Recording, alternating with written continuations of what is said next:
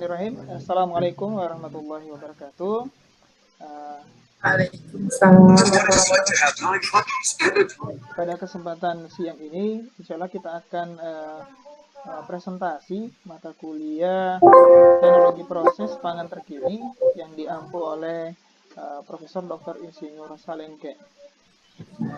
Pada hari ini, insya Allah kita akan presentasi 3 orang. Ada yang pertama Ibu Purnama Ningsih, yang kedua Ibu Wanti Dewayani, dan yang terakhir saya sendiri Anto. Dan untuk mengefisienkan waktu, ya kita mungkin langsung saja mempersilahkan kepada presenter pertama, yaitu Ibu Purnama Ningsih. Silahkan Bu. Ya, silakan. Oke, baik, terima kasih. Tapi ini Pak host disable participant screen sharing. Tidak bisa mungkin, ya? Iya, saya jadi mungkin di-enable dulu. Iya, saya jadikan dulu ya. Di-enable dulu. Sudah. Kak, foto saya. Saya jadikan langsung host Ibu Purnama. Ya, sudah bisa. Ya. Presentasi yang berkaitan dengan pengenalan prinsip bagian-bagian dari pemanasan ohmik, faktor yang mempengaruhi keuntungan dan kerugian, dan bagaimana aplikasi pemanasan ohmik dalam pengolahan pangan. Sebagai pengenalan, sejarah dari pemanasan ohmik sendiri, pada tahun 1820, Prescott Joule menunjukkan bahwa energi listrik yang mengalir melalui sebuah konduktor dapat menghasilkan panas. Dia menemukan bahwa panas yang dihasilkan sebanding dengan hambatan kawat dikalikan dengan kuadrat arus listrik. Hambatan listrik diukur dalam satuan ohm. Karena panas dihasilkan dari hambatan listrik, maka pemanasan ini disebut sebagai pemanasan ohmik. Aplikasi dari pemanasan ohmik pertama kali diperkenalkan pada akhir 1920-an sebagai teknik komersial yang sukses yang disebut dengan proses elektromurni. Kedua penemuan ini meskipun pada awalnya mendapatkan penerimaan yang skeptis, namun berkontribusi langsung pada pengembangan pemanasan ohmik atau pemanasan Joule saat ini. Tahun 1980-an, EPV memperkenalkan pemanasan ohmik yang memiliki lisensi dari Electricity Council of Great Britain. Pada tahun 1920-an, pemanasan ohmik diperkenalkan sebagai teknik komersial dengan nama elektromurni. Tahun 1930-an dibuat 50 alat sterilisasi susu, tapi pada tahun 50-an aplikasi dihentikan karena tingginya penggunaan listrik dan biaya yang diperlukan. Pemanasan konvensional memiliki banyak kelemahan, banyak waktu masakan lebih lemah, dan lapisan alat masak yang menyerap panas lebih banyak hingga menurunkan kualitas produk. Juga menyebabkan kehilangan panas selama proses produksi karena mekanisme perpindahan panas konduksi, konveksi, dan radiasi. Panas yang terbuang ini menjadi kerugian bagi industri. Ini yang kemudian banyak akhirnya orang mengeksplorasi pemanasan ohmik. Penemuan sebelumnya menggunakan pemanasan ohmik dalam pembuatan sandwich tipe Frankfurt dengan melewatkan arus listrik untuk jangka waktu tertentu. Namun metode ini menghilang karena kurangnya sumber daya dan teknologi. Tahun 80-an, Pusat Penelitian dan Pengembangan Listrik UK merevisi teknologi ini dan meningkatkan prosedur desain sistem pemanas ohmik. EPV Becker memegang paten untuk penggunaan industri dari teknologi ini. Tahun 90-an, Len O'Lakes memimpin pengembangan konsorsium untuk menyiapkan percontohan fasilitas processing dengan teknologi pemanasan ohmik yang meskipun belum berhasil melakukan komersialisasi, tapi pada dekade selanjutnya, sebuah produk diluncurkan dan selanjutnya fasilitas pengolahan telur cair dengan teknologi ohmik digunakan selama beberapa tahun. Selanjutnya terjadi peningkatan jumlah fasilitas pemanasan ohmik di Eropa, Jepang, Amerika, Meksiko, dan wilayah lainnya, dengan aplikasi yang lebih luas yang ditemukan banyak pada buah potong, buah dalam sirup, surimi, dan pembuatan roti panggang. Kenapa memilih menggunakan pemanasan ohmik? Pemanasan konvensional didasarkan pada mekanisme konduksi, konveksi, dan radiasi sangat heterogen, dan ini dapat mengakibatkan hilangnya kualitas tekstur dan mikrobiologis makanan, artinya menurunnya kualitas tersebut. Perlakuan panas yang homogen sangat penting untuk mencegah foodborne disease, penyakit makanan terutama disebabkan oleh mikroorganisme. Pada metode konvensional, penggunaan panas tinggi dapat merusak mikroorganisme dan menginaktifkan enzim dan juga menyebabkan efek tak balik pada sifat sensoris dan nutrisi yang mengurangi kualitas sensorik dan nutrisi. Meskipun bisa dilakukan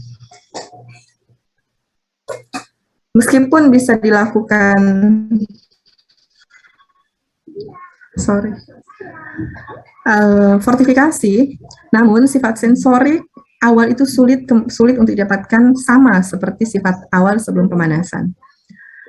Pemanasan ohmik adalah teknologi yang mengurangkan energi listrik dan mengubahnya menjadi energi panas dengan efisiensi energi mencapai 90% energi yang diubah menjadi panas. Teknologi ini juga dikenal dengan green technology. Pemanasan ohmik disebut pemanasan Joule, pemanasan dengan hambatan listrik, pemanasan hambatan listrik langsung, pemanasan elektro, atau pemanasan konduktif elektro.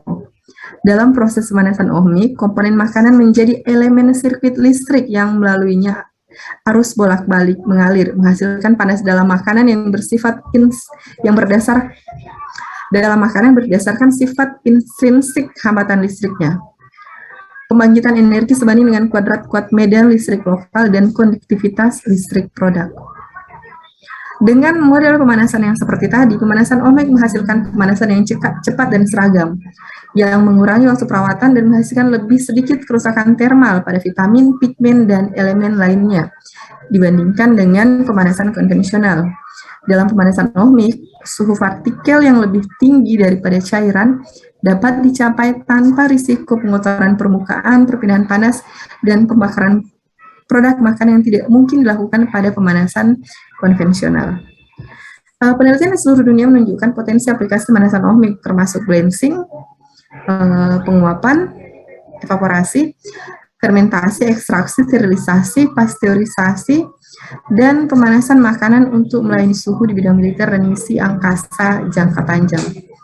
Pemanasan ohmik sendiri telah terbukti layak untuk berbagai macam produk makanan, yaitu susu, sayuran, buah, dan produk dari sayuran dan buah, produk turunannya, produk daging, makanan laut, tepung, dan pati. Ini adalah prinsip kerja pemanasan ohmik. Sebagian besar makanan mengandung kadar air dan garam terlarut yang tinggi, dan larutan ini dapat menghantarkan listrik melalui konduksi elektrolit. Ketika elektrolit ditempatkan dalam medan listrik, ion-ion yang ada dalam elektrolit bergerak menuju elektroda dengan muatan yang berlawanan. Pergerakan ion dalam elektrolit menghasilkan panas. Juga ion yang bergerak di dalamnya bertabrakan satu sama lain, yang pada gilirannya menciptakan resistansi untuk pergerakan ion dan meningkatkan energi kinetiknya hingga memanaskan produk. Demikian pula, panas dihasilkan langsung dalam makanan itu sendiri dengan pemanasan Joule karena arus listrik bolak-balik yang melewati bahan makanan dengan hasil panas internal yang menyebabkan kenaikan suhu. Jadi pemanasan ohmik kalau terlihat bahwa dia memanfaatkan bagaimana kandungan-kandungan dalam bahan makanan yang memiliki sifat mengantarkan panas itu meningkat suhunya dari dalam. Pemanasan ohmik sendiri adalah perangkat panas listrik yang menggunakan hambatan listrik makanan untuk menghasilkan panas. Panas dihasilkan secara instan dan volumetrik di dalam bahan makanan karena gerakan ionik. Jumlah panas yang dihasilkan secara langsung berkaitan dengan arus yang induksi oleh gradien tegangan di lapangan dan konduktivitas listrik dari bahan yang dipanaskan. Kak, minta tolong kasih kecil aku lihatnya.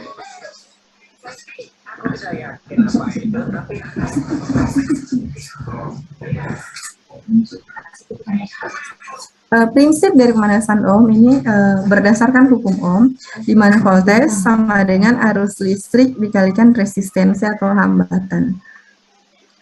Samprolaki et al. Menjabarkan laju pembangkitan panas selama pemanasan ohmik dengan persamaan di bawah ini, di mana Q adalah laju pembangkitan energi internal, ini adalah konduktivitas listrik lokal, dan E adalah kuat medan listrik. Jadi tergantung pada distribusi listrik, konduktivitas dalam medium, serta geometri sistem. Parameter terpenting dalam penerapan pemanasan ohmik adalah konduktivitas listrik dari bahan. Sebagian besar bahan makanan yang mengandung air lebih dari 30% dan garam ionik terlarut ditemukan. Ini komponen dalam pemanasan ohmik. Ada powernya, kemudian ada elektroda untuk menghasilkan, menyalurkan listrik. Di sini bahan pangan, jadi listrik dihantarkan melalui elektroda ini. Elektroda dalam bahan pangan yang akan ada arus listrik yang menyebabkan panas. Jadi panas dihasilkan secara eksternal dari elektroda dan internal dari pergerakan elektrik di dalamnya.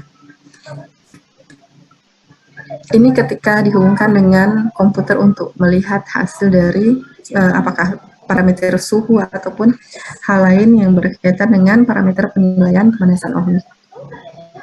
Ini foto aktual, seperti inilah kondisi alur pemanasan ohmik yang berkaitan ada tekanan vakum. Ini ada tekanan vakum, silinder pemanas, sumber elektrik, elektroda, termokouple, dan pompa.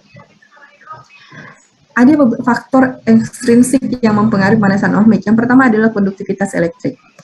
Konduktivitas elektrik adalah sifat kritis yang mempengaruhi proses pemanasan ohmik. Konduktivitas listrik bergantung pada suhu, pecahan ionik, dan pengaturan mikrostruktur bahan makanan dan kekuatan medan terapan. Konduktivitas listrik meningkat linear dengan suhu selama pemanasan ohmik pada gradien tekanan konstan. Konduktivitas listrik diukur dengan jumlah listrik yang ditransfer melalui satuan luas per satuan gradien potensial per satuan waktu. Ini didefinisikan untuk elektrolit, padatan isotropik, dan cairan. Bahan biologis adalah salah satu kelas terbesar dari konduktor panas yang buruk. Biasanya konduktivitas listrik suatu larutan adalah jumlah kontribusi ion individu, konsentrasi secara molar ion individu, dan konduktivitas secara molar. Ada 3 konduktivitas listrik untuk produk makanan yang didefinisikan sebagai berikut. Di atas 0,5 second per menit. Apa satuannya ini? S per konduktivitas yang baik. Ini untuk telur, yogurt, makanan penutup.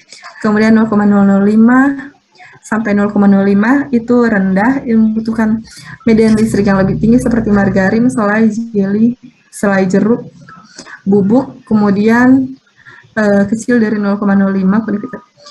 Ini membutuhkan medan listrik yang sangat tinggi dan seringkali sulit diproses dengan pemanasan ohmik, misalnya makanan beku, lemak, sirup, minuman keras, dan lain. Konduktivitas listrik produk makanan biasanya meningkat dengan kadar air, suhu, gradien tegangan, dan frekuensi.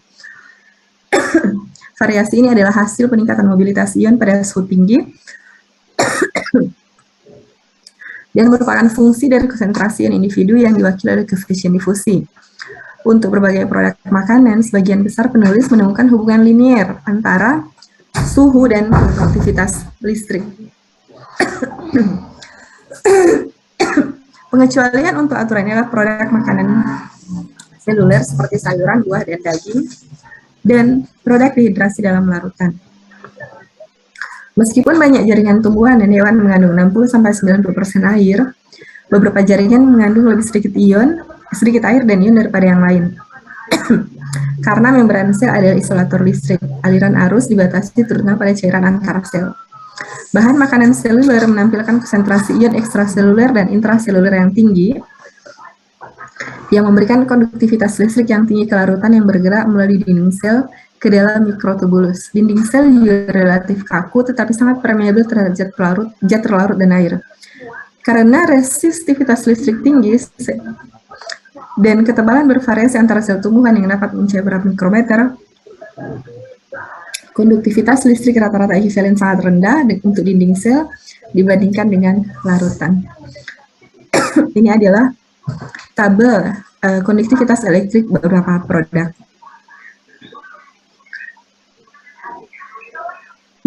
Terlihat suhu juga mempengaruhi konduktivitas elektrik. Ada produk sayuran, sereal, dan campuran cair dan padatan.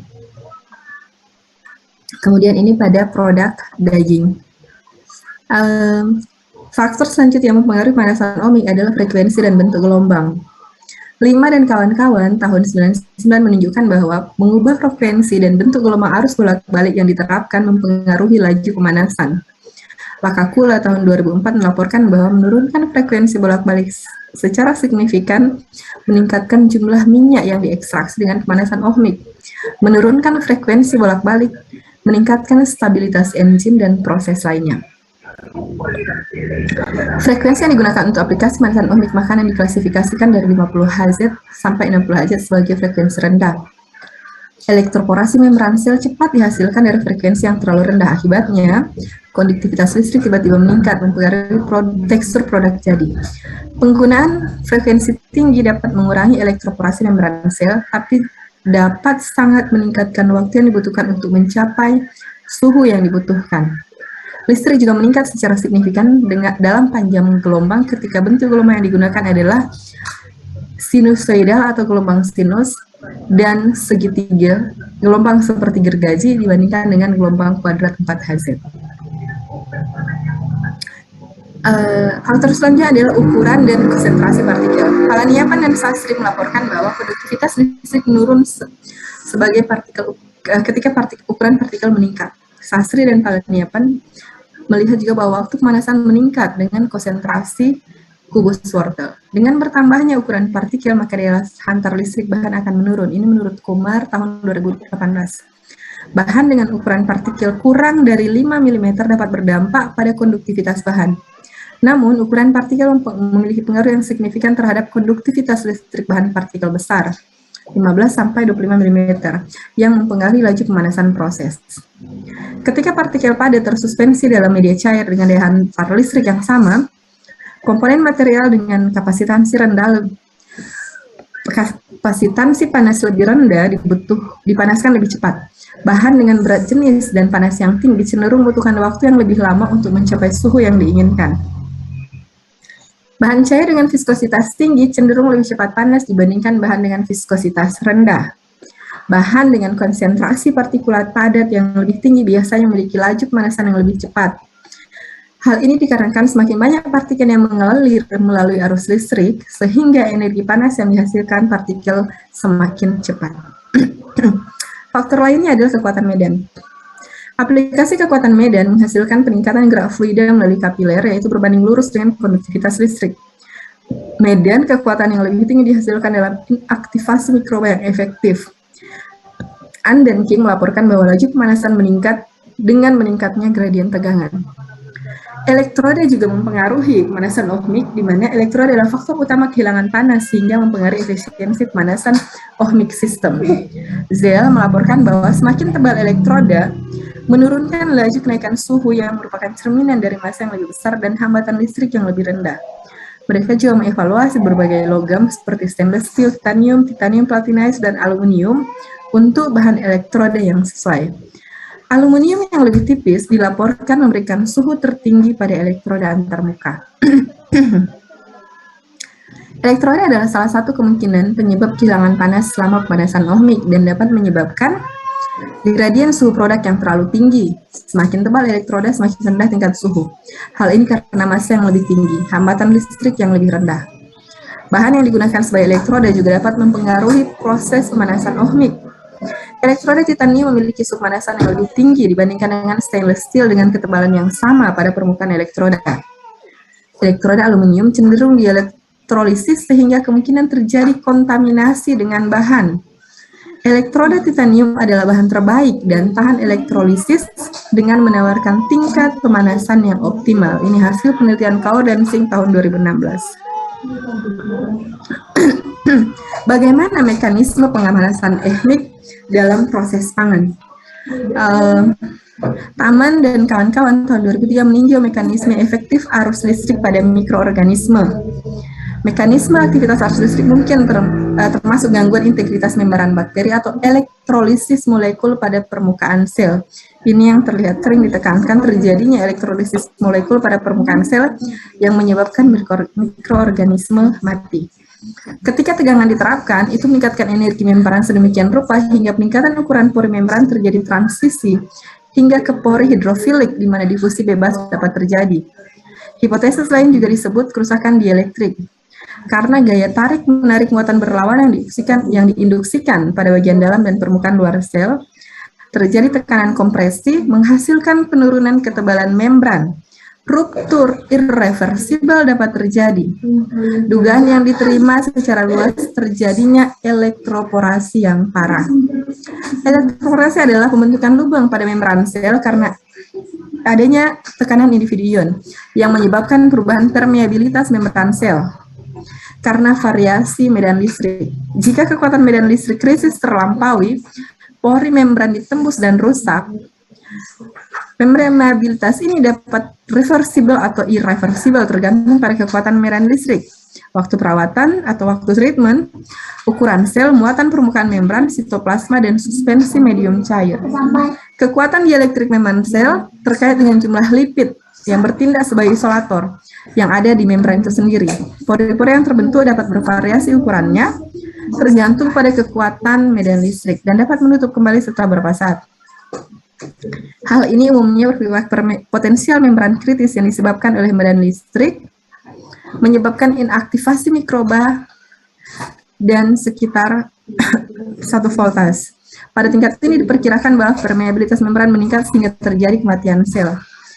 Peningkatan kematian disebabkan oleh pemanasan ganda dikenal dengan efek tyndallization. Pemanasan ohmik memiliki efek tyndallization yang lebih besar jika dibandingkan dengan pemanasan konvensional. Inaktivasi spora yang ditingkatkan dengan ohmik dibandingkan dengan pemanasan konvensional dihasil dari tingkat kematian spora yang lebih besar selama tahap pemanasan dan penurunan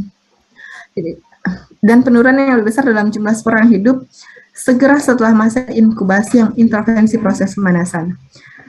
Mereka menjelaskan efek tyndallisasi di bawah kondisi pemanasan ohmik dengan efek tambahan dari arus listrik pada perkecambahan spora dan cederanya sel. Baisal dan Isir tahun 2010 juga menemukan efek listrik tambahan pada inaktivasi spora Aliciobacillus acidoteresis selama pemanasan ohmik jus jeruk.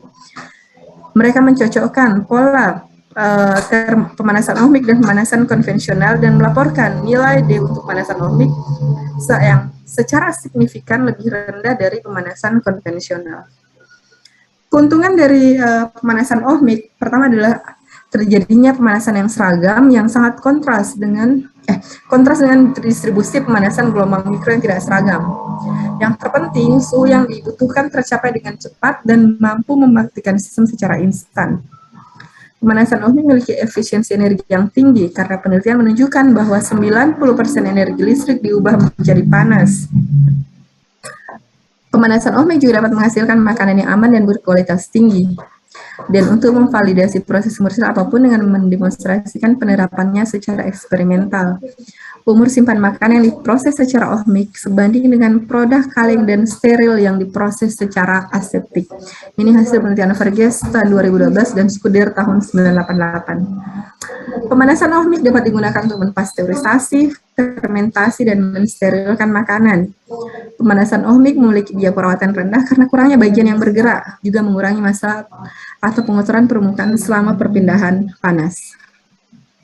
Kerugian dari pemanasan ohmik, masih sedikitnya studi tentang pemanasan ohmik dalam hal hasil. Juga sulit untuk menentukan titik dingin dan daerah yang terlalu panas karena belum ada teknik validasi untuk melakukannya. Juga ada keterbatasan data untuk menunjukkan faktor-faktor di balik pemanasan. Sebagai metode komersial juga membutuhkan protokol keamanan dan jaminan kualitas yang lebih memadai. Ukuran partikel juga mempengaruhi waktu pemanasan dan laju pemanasan dalam pemanasan ohmik. Semakin besar partikel, laju pemanasan menurun dan waktu pemanasan meningkat. Makanan yang mengandung butiran lemak tidak efektif. Ini kekurangan yang lain, makanan yang mengandung butiran lemak tidak efektif dipanaskan selama proses pemanasan ohmik. Karena tidak konduktif karena kekurangan air dan garam. Berdasarkan penelitian ini, pemanasan ohmik tidak dapat bekerja secara efektif untuk makanan non-konduktif yang berarti untuk sebagian besar makanan padat. Makanan padat memiliki kepadatan tinggi dan panas spesifik yang tinggi yang memperlambat waktu pemanasan. Jadi terlihat bahwa pemanasan ohmik ini lebih cocok untuk produk yang memiliki kadar air dan garam yang lebih tinggi. Aplikasi pemanasan ohmik. Ini terlihat ada pada proses pati, penghambatan kerja enzim, pembuatan atau produksi pasta tomat, meningkatkan warna, ekstraksi pada essential oil, penghambatan bakteria, dan meningkatkan komponen fenolik pada proses ekstraksi. Ada beberapa penelitian yang telah dirangkum. Lazarson dan Simoni tahun 2005 melaporkan bahwa jus jeruk yang dipanaskan dengan ohmik mengandung konsentrasi senyawa yang lebih tinggi, memiliki umur simpan dan sifat sensorik yang lebih baik dibandingkan dipasteurisasi secara konvensional. Elzubir tahun 2009 menggunakan pemanas ohmik untuk sterilisasi jus jambu. Castro mempelajari degradasi vitamin C dalam stroberi, produk yang dipasteurisasi oleh ohmik dan konvensional. Mereka menyimpulkan bahwa keberadaan elektrofil tidak mempengaruhi degradasi asam askorbat atau vitamin C. Secara umum, semakin besar kekuatan medan listrik, semakin cepat kecepatan pemanasan. Dalam satu studi tentang efek kuat medan listrik pada inaktivasi E. coli dalam air garam 0,1% dengan 20 kHz, 0 hingga 14 kV per cm, kadar E. coli menurun dari 1,3 pangkat 10 pangkat 6 hingga 1 unit log per 1 kV per cm saat median listrik meningkat di atas 7 kV per cm. Dalam studi tentang E. coli, Salmonella typhimurium, dan Listeria monocytogenes dalam jus tomat dan jus jeruk dengan aplikasi 60 Hz dan 10 hingga 20 volt per cm, 60 Hz, 25 hingga 40 volt per cm, medan listrik yang lebih tinggi kekuatan terjadi peningkatan kemampuan inaktivasi oleh ohmic heating dengan waktu treatment yang sama. Untuk spora Bacillus subtilis dalam larutan natrium klorida, 20 volt per cm menghasilkan inaktivasi yang jauh lebih tinggi daripada treatment 5 dan 10 volt per cm. Semua studi menunjukkan bahwa semakin tinggi medan listrik menghasilkan inaktivasi yang lebih efektif untuk mikroorganisme. Ini beberapa mikroorganisme yang telah hasil penelitian telah menunjukkan bahwa bisa diaplikasikan terjadi inaktivasi efek terhadap mikroorganisme, misalnya pada bakteri dengan treatment 50 Hz pada suhu 150 derajat Celcius, kemudian Bacillus licheniformis pada pembuatan coldberry jam, kemudian susu, daging Listeria innocua pada sama 50 Hz dengan 8,3 volt per cm di suhu 95 derajat Celcius.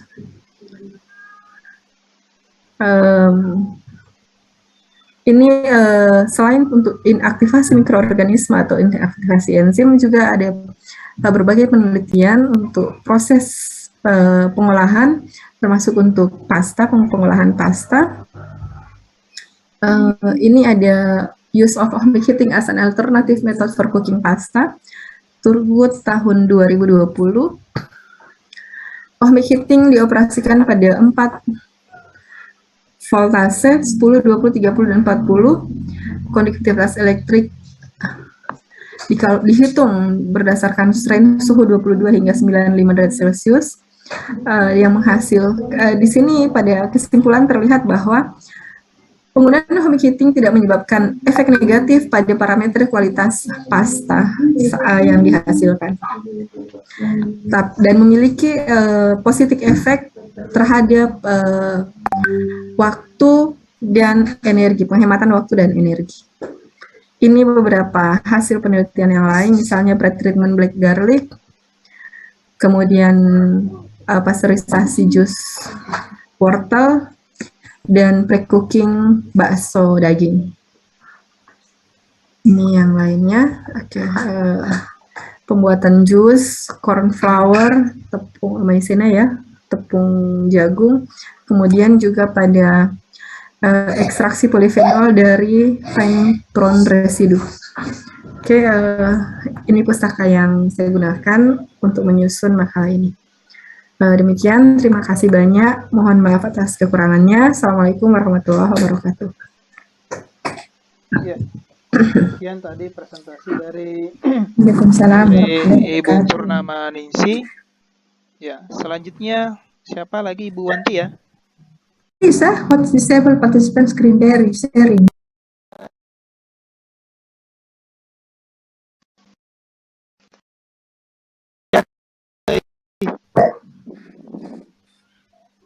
dilihat di anunya Bu, diklik namanya Ibu Wanti untuk dijadikan sebagai host.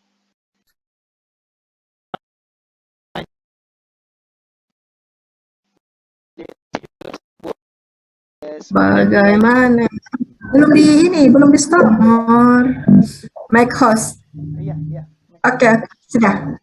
Dan.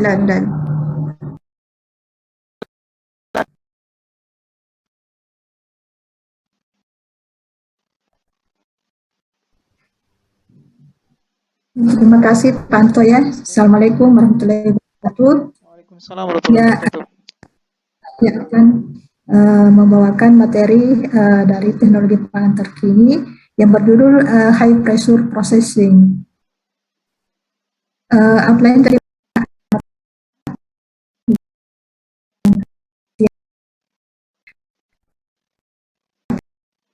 kemudian sejarahnya, kemudian kelebihannya, kemudian kekurangannya, kemudian mekanisme, kemudian prinsip kerja HPP, efek HPP pada bahan, aplikasi HPP, kemudian jenis kemasan yang biasa digunakan, kemudian HPP pada kemasan MAP, kemudian penutup.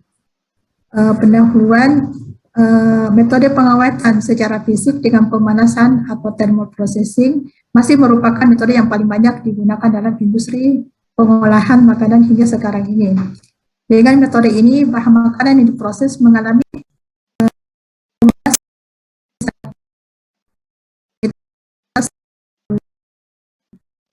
lama waktu tertentu sehingga mikroorganisme patogen yang terkandung dalamnya dapat dilumpuhkan dan zat gizinya juga serta pelapor dan warnanya ikut rusak. Pengembangan teknologi dan inovasi baru dalam bidang pengolahan pangan terus dilakukan dan telah berhasil mengembangkan beberapa teknologi maju dalam bidang sterilisasi dan pasteurisasi bahan pangan. Teknologi maju dalam bidang sterilisasi dan pasteurisasi bahan pangan yang meliputi teknologi termal dan non-termal. Teknologi termal meliputi teknologi aseptik, teknologi ohmik, teknologi microwave, teknologi radiasi dengan sinar inframerah, dan teknologi pasteurisasi dengan gelombang radio. Teknologi non-termal meliputi teknologi pulsed electric field atau PEF, kemudian teknologi high pressure processing atau biasa disingkat HPP, kemudian pulsed light atau PL, teknologi ozon, teknologi iradiasi atau gamma radiation, dan teknologi pasteurisasi dengan sinar X dan elektrobeam. Kemudian pengertian dari high pressure processing atau biasa disingkat dengan HPP adalah metode pengolahan makanan di mana makanan mengalami tekanan tinggi hingga 87.000 per inci persegi atau sekitar 6.000 atmosfer dengan atau tanpa penambahan panas untuk mencapai inaktivasi mikroba atau untuk mengubah atribut makanan dalam rangka mencapai kualitas yang diinginkan konsumen. Tekanan menonaktifkan bakteri yang paling vegetatif pada tekanan di atas 60.000 lambda per inci persegi. HPP mempertahankan kualitas makanan, mempertahankan kesegaran alam, dan memperpanjang umur simpan mikrobiologi. Proses ini juga dikenal sebagai proses tekanan tinggi atau proses tekanan tinggi hidrostatik atau HAP dan ultra pengolahan tekanan tinggi atau UHP. Sejarah daripada HPP ini dimulai pada tahun 1895, ya 1899, kemudian pada tahun 1895 dilakukan di Jepang untuk membunuh bakteri. Kemudian pada tahun 1899 digunakan untuk pengawetan susu. Kemudian pada tahun 1914 ada hasil penelitian tentang koagulasi putih telur. Dan pada tahun 1988 digunakan untuk pengolahan kuning telur. Kemudian tahun 1996 sampai sekarang awalnya berkembang di Amerika, Eropa, dan Australia. Kemudian kelebihan daripada HPP ini bisa menginaktivasi mikroorganisme cepat dan efektif. Kemudian tekstur, warna, flavor, dan rasa seperti produk segar. Kemudian tidak ada degradasi nutrisi tanpa bahan pengawet dan teknologi bersih. Sedangkan kekurangan daripada HPP ini adalah biaya atau pengeluaran awal pada peralatan cukup tinggi. ketidakpastian tentang kemudahan perizinan untuk produk baru. Kemudian ketiga, kekurangan yang ketiga adalah HPP belum bisa digunakan untuk produk-produk berasam rendah. Kemudian kekurangan lainnya adalah makanan air dan tidak memiliki udara internal. Ya, kemudian ini proses mekanisme dengan HPP. Jadi di sini ada masuk produk, ya, produk loading, ya, kemudian di sini diproses, ya, kemudian diproses dengan adanya di sini water tank, ya, di sini dilakukan proses dengan tekanan rendah, kemudian masuk ke tabung yang lain, ya, selanjutnya dengan tekanan tinggi, ya, kemudian di sini hasilnya setelah diproses dengan tekanan tinggi. Ya. Kemudian di sini prinsip kerjanya, ya, jadi pertama adalah sistem kompresi langsung, ya, di mana pertama adalah memompa dengan tekanan rendah, ya, kemudian setelah itu sistem kompresi tidak langsung, ya, di sini ada di figur ada diberikan tekanan tinggi, ya, dengan suhu yang rendah. Jadi sistem pemanasannya dengan medium tekanan tinggi dan suhu rendah. Ya. Kemudian bagaimana tekanan tinggi dapat mengawetkan makanan. Jadi tekanan tinggi dapat menghilangkan banyak organisme perusak makanan dan dapat menonaktifkan mikroorganisme sehingga proses pembusukan tidak terjadi.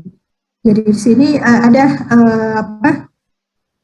ukuran tekanan di mana jamur, kemudian ragi, kemudian parasit itu dia bisa mati pada tekanan 200 sampai 400 MPa. Kemudian untuk bakteri itu mulai dari 300 sampai 600 MPa. Kemudian spora itu lebih dari 600. Dan ini suhunya tidak lebih dari 60 derajat Celcius.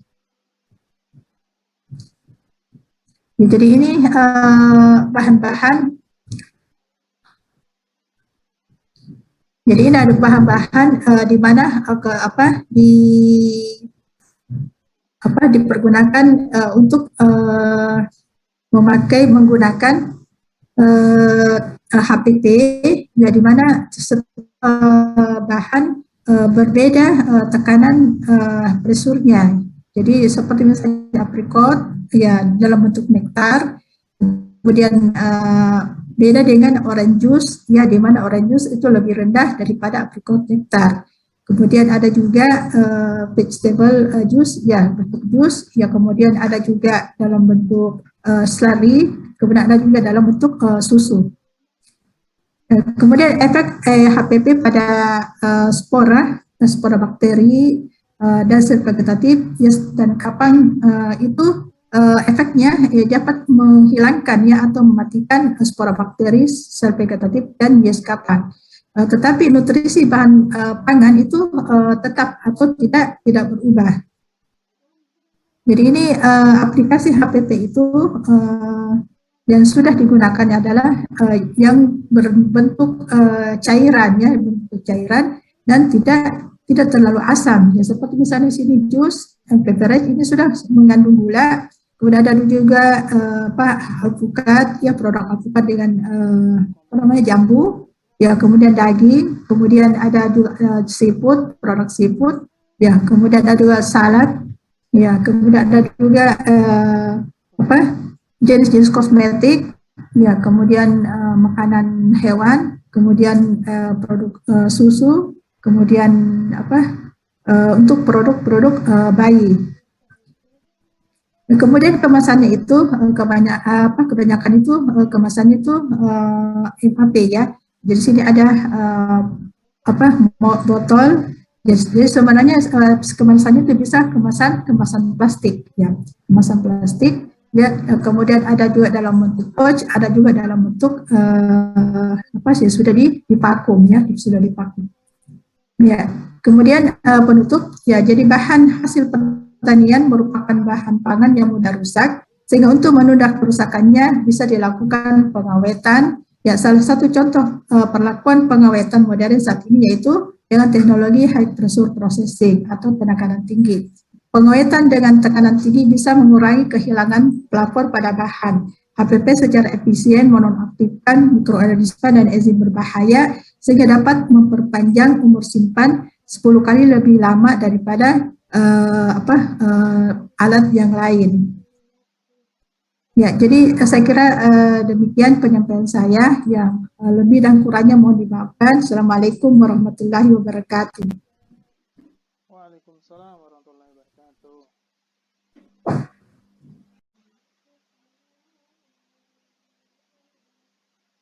Oke.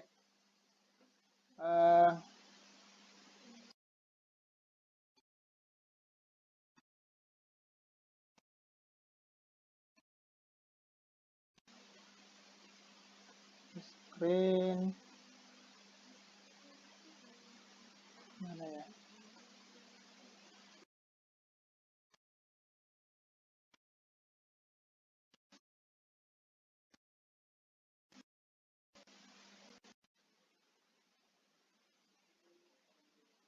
Ya. Assalamualaikum warahmatullahi wabarakatuh. Terima kasih kesempatan yang diberikan kepada saya pada hari ini. Saya akan presentasikan tugas presentasi dari mata kuliah Teknologi Proses Pangan Terkini dengan tema Push-Light Technology for Food Preservation.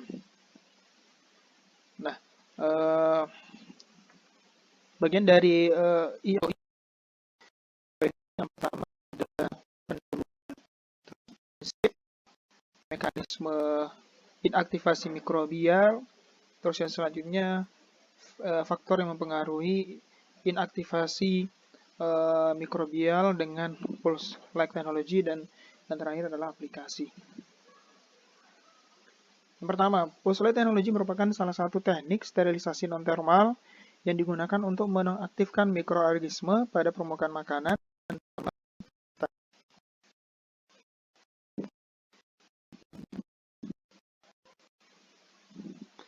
Selanjutnya, aplikasi pulse light technology pada makanan dengan paparan cahaya dengan intensitas tinggi 1-20 kedipam per detik. Ini ada satu video yang menunjukkan teknologi pada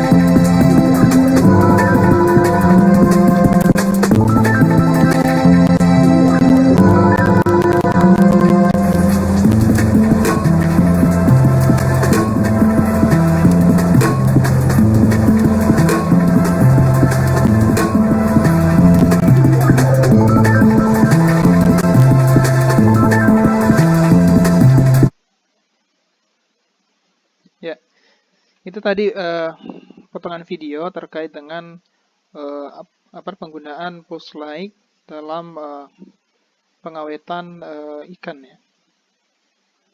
Selanjutnya, prinsip dari pulse light technology, di mana pulse light technology atau PL merupakan teknologi non-thermal pada teknologi pangan, pada pangan seperti jus buah, produk daging, sayuran dan buah, dengan menggunakan pulsa cahaya dengan intensitas tinggi pada waktu yang singkat. Pulse light menggunakan rentang panjang gelombang dari 200 sampai 110 nanometer yang meliputi ultraviolet atau UV dengan panjang gelombang 200 sampai 400 nanometer, cahaya tampak atau visible, dengan panjang gelombang 400 sampai 700 nanometer dan infrared atau IR panjang gelombang 700 sampai 1100 nanometer. Nah, selanjutnya mekanisme inaktivasi mikrobia oleh pulse light, yaitu mikroorganisme oleh cahaya UV yang melibatkan DNA mikroorganisme dengan mencegah transkripsi dan replika DNA mikroorganisme. Cahaya UV merusak DNA dengan membentuk dimer-timin, di mana dimer ini mencegah mikroorganisme dari transkripsi dan replika DNA yang akhirnya akan menyebabkan kematian sel. Nah, ada beberapa faktor yang mempengaruhi inaktivasi mikrobia dengan menggunakan pulse light. Faktor yang pertama adalah tipe mikroorganisme, yang kedua interaksi antara cahaya dengan substrat atau antara cahaya dengan sel mikroba. Terus yang ketiga, jarak dari sumber cahaya, dan yang keempat adalah desain dari pulse system. Faktor yang pertama, tipe mikroorganisme. Sifat optik dari sel, misalnya derajat hamburan dan penyerapan cahaya, di mana cahaya sangat penting pada aplikasi pulse light. Cahaya yang dipaparkan akan mengalami pembiasan karena perbedaan kerapatan optik antara substrat dan udara sekitarnya. Dan beberapa mikroorganisme resisten terhadap cahaya. Selanjutnya, interaksi antara cahaya dengan substrat atau antara cahaya dengan sel mikroba. Komposisi media dan panjang gelombang cahaya menentukan pemantulan, pembiasan, paparan, dan penyerapan cahaya pada bahan. Bahan makanan yang transparan dan berwarna sangat relevan dibandingkan dengan bahan makanan yang buram atau berwarna gelap. Selain itu, paparan cahaya tergantung pada kehalusan atau kekasaran permukaan bahan. Faktor yang selanjutnya adalah jarak dari sumber cahaya. Jarak sumber cahaya dan kedalaman substrat mempengaruhi tingkat paparan dan penyerapan cahaya. Hal ini disebabkan berkurangnya intensitas cahaya pada saat bergerak menuju substrat. Kuantitas distribusi cahaya dengan dosis tertentu yang disebut dengan optical penetration depth, di mana semakin jauh jarak sumber cahaya akan semakin menurun hingga 37% dari cahaya awal. Penetrasi optik bervariasi tergantung dari panjang gelombang cahayanya. Panjang gelombang yang pendek akan memberikan penetrasi yang lebih dalam dibandingkan dengan panjang gelombang yang lebih panjang. Selanjutnya, faktor desain dari sistem pulse light-nya. Pulse light secara umum terdiri dari beberapa komponen, yaitu satu, ya bisa dilihat dari gambar juga. Yang satu, catu daya yang tegangan tinggi yang menyediakan daya listrik ke kapasitor penyimpanan. Yang kedua, kapasitor penyimpanan yang menyimpan energi listrik untuk lampu flash. Dan yang ketiga, jaringan pembentuk pulsa, menentukan pulsa dan karakteristik spektrum. Yang keempat, lampu flash pelepasan gas. Dan yang kelima, sinyal pemicu yang memulai pemakaian energi listrik ke lampu flash yang merupakan elemen kunci dari pulse light. Nah, selanjutnya kita masuk pada aplikasi. Ya. Jadi pulse light itu bisa diaplikasikan pada beberapa ya. Yang pertama, pulse light diaplikasikan pada dekontaminasi permukaan telur atau cangkang telur, di mana telur dengan perlakuan pulse light dari 2,1 joule per cm bujur sangkar dan 10,5 joule per cm bujur sangkar. Paparan cahaya 2,1 joule per cm bujur sangkar dapat menyebabkan kematian sel salmonella, yaitu 5 log colony forming unit per cangkang telur pada permukaan telur dengan sedikit peningkatan suhu. Dan ketika ditingkatkan menjadi 10,5 joule per cm bujur sangkar, maka tidak akan menyebabkan penetrasi sel salmonella ke bagian isi telur. Selanjutnya, aplikasi pada produk daging siap makan atau ready to eat. Listeria monositogen bertanggung jawab atas penyakit parah dengan media penularan dari makanan. Daging olahan yang paling potensial yang menjadi media tempat tumbuh listeria dan menjadi media penularan listerioses pada manusia. Ham dengan kemasan vakum dan irisan bolong pernah diberikan perlakuan dengan pulse light dengan fluence dari 0,7, 2,1, 4,2, dan 8,4 joule per cm bujur sangkar, itu ditemukan dapat mengurangi mikrobia pada ham sebesar 1,78 colony forming unit per cm bujur sangkar dan irisan Bologna sebesar 1,11 unit pembentuk koloni per cm bujur sangkar. Selanjutnya aplikasi pada ayam, ya. Aplikasi pada dekontaminasi ayam dari bakteri patogen. Pulse-like dengan daya tinggi yang lebih dari 1000 puls dengan durasi 200 detik dengan dosis UV ringan 5,4 joule per cm bujur sangkar itu dapat menurunkan salmonella, Typhimurium dan Listeria monocytogen pada permukaan ayam dengan 2 sampai 2,4 log koloni foam per unit. Selanjutnya aplikasi Pulse-like pada potongan segar jamur, di mana perlakuan irisan jamur segar dengan Pulse-like dengan 4, 8, 12, dan 28 joule per cm bujur sangkar itu dapat memperpanjang daya simpan selama 2-3 hari. Pengurangan mikroorganismenya itu berkisar 0,2 sampai 2,2 log setelah 15 hari dalam suhu dingin. Sedangkan pada perlakuan Pulse-like 4,8 joule per cm bujur sangkar itu dapat meningkatkan umur simpan tanpa mempengaruhi tekstur dan sifat antioksidannya. Selanjutnya, aplikasi pada inaktivasi bakteria pada berbagai jus dan susu. Jus apel dengan pH 3,49 dan jus jeruk pH 3,78 diinokulum dengan bakteri gram positif. Dalam hal ini Listeria iniqua 11288 dan gram negatif Escherichia DH5 alpha. Selanjutnya diberikan perlakuan Pulse-like dengan xenon flash dengan panjang gelombang cahaya 100 sampai 110 nanometer dengan kilatan pada frekuensi 3 Hz selama 360 mikrodetik. Itu disimpulkan memberikan efek mematikan bakteri dengan memperhatikan faktor jenis mikroba dan sifat penyerapan makanan. Dengan Pulse-like 4 joule per cm bujur sangkar, pengurangan beban mikroba jus apel dan jus jeruk untuk Escherichia masing-masing 4 dan 2,9 log cycle. Dan untuk Listeria iniqua yaitu 2,98 dan 0,93 log cycle.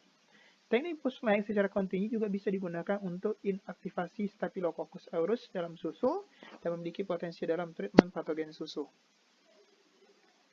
Yang selanjutnya adalah dekontaminasi food powder atau tepung makanan dengan menggunakan pulse ultraviolet. Itu perlakuan Pulse-like pada food powder dengan 58 joule per cm bujur sangkar itu dapat mengurangi Saccharomyces cerevisiae sebanyak 7 log. Dan sebagai kesimpulan bahwa Pulse-like processing merupakan konsep baru dalam aplikasi industri makanan sebagai teknik pengawetan non-thermal. Dan selanjutnya, aplikasi Pulse-like itu perlu diperhatikan beberapa faktor, yang termasuk adalah faktor makanan, tipe mikrobia, interaksi Pulse-like dengan substrat, jarak sumber cahaya, dan desain pulse system. Ya. Ini beberapa referensi yang kami gunakan dalam presentasi ini. Cukup dari saya. Assalamualaikum warahmatullahi wabarakatuh, dan kami ucapkan banyak terima kasih.